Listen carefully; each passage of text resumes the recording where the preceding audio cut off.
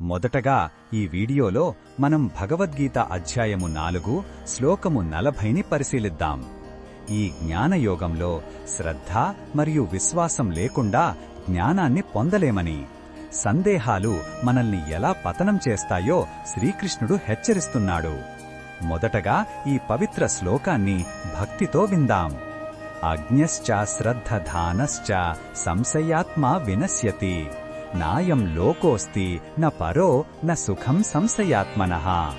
ఈ శ్లోకం అర్థం ఏమిటంటే, అజ్ఞాని, శ్రద్ధ లేనివాడు మరియు ఎప్పుడూ సందేహించేవాడు నాశనమవుతాడు.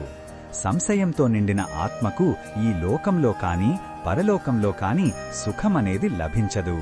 ఎందుకంటే సందేహం మనశ్శాంతిని పూర్తిగా హరించివేస్తుంది. ఈ శ్లోకంలో ఉన్న భావం మనకు ఏమి చెప్తుందంటే, సందేహం ఒక మానసిక విషం లాంటిది.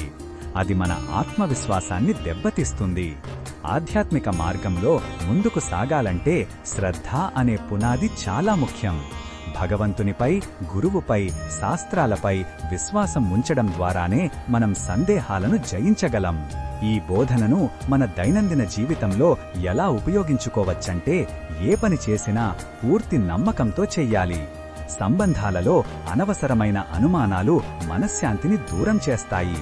మన సామర్థ్యాలపై మనకే సందేహం ఉంటే విజయం సాధించలేము. కాబట్టి జ్ఞానంతో సందేహాలను తొలగించుకుని శ్రద్ధతో జీవించడం నేర్చుకోవాలి. మరిన్ని భగవద్గీత శ్లోకాల అర్థాన్ని తెలుసుకోవాలంటే మా తదుపరి వీడియోలను తప్పకుండా చూడండి.